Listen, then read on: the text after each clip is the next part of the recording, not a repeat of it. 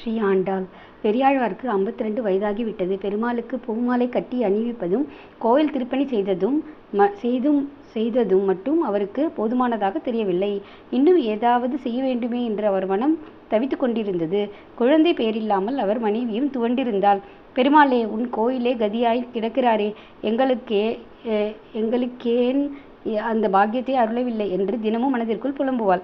இருவர் குறையையும் தீர்க்க திருமால் பூமாதேவியை பெரியாழ்வாரின் நந்தவனத்தில் துளசி செடிக்கருகே பிறக்க பண்ணித்தார். 8ஆம் நூற்றாண்டின் நடுப்பகுதி நல வருஷம் ஆடி மாதம் சுக்ல சதுர்த்தி செவ்வாய்க்கிழமை பூர நட்சத்திரத்தில் பூப்பறிக்கும் நேரத்தில் அக்குழந்தையை கண்டெடுத்தார் பெரியாழ்வார்.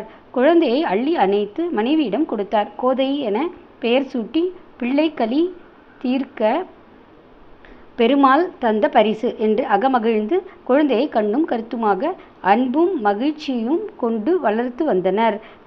குழந்தை கோதைக்கு பெரியாழ்வார் தினமும் கண்ணன் கதைகளை சொல்வார்.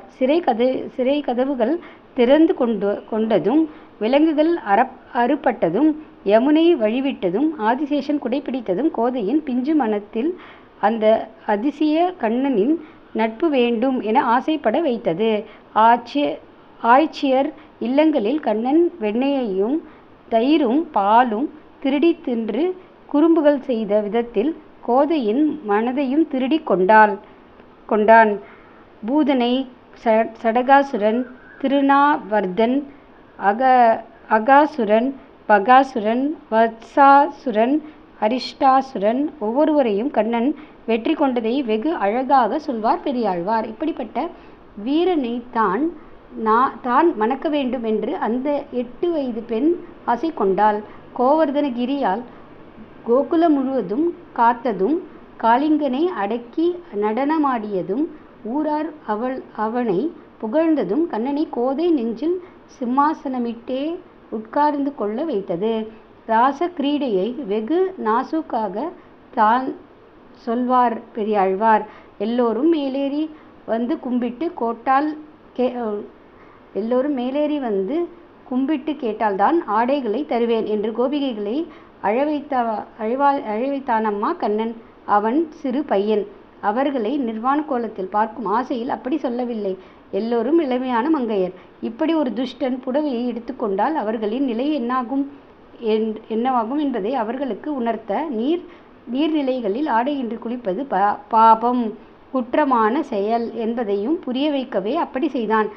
இது அவர்களுக்கு மனத்தில் ஒரு பயத்தை உண்டு பண்ணும். இனிமேல் ஆடையின்றி குளிக்க மாட்டார்கள் அல்லவா? குழலிசைக்கு பாம்பு மயங்கும் என்பார்கள். இங்கே பாவையர் மயங்கினர். ராமாவதாரத்தில் ஸ்ரீராமனின் திருக்கோலம் கண்டு எத்தனையோ பேர் மோகித்தனர், எத்தனையோ பேர் தழுவ முயன்றனர். அவர்களை எல்லாம் கிருஷ்ணாவதாரத்தில் கோபிகைகளாக பிறக்க வைத்து அவர்களது விருப்பத்தை பூர்த்தி செய்தான். திருமால் கருணா சமுத்திரம். அவனிடத்தில் கேட்டு இல்லை என்ற சொல்லே கிடையாது.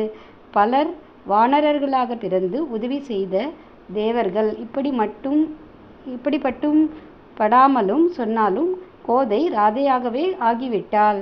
ராமாவதாரத்தில் நான் சீதை, கிருஷ்ணாவதாரத்தில் நான் ராதை, இப்போது நான் கோதையாக பிறந்திருக்கிறேன்.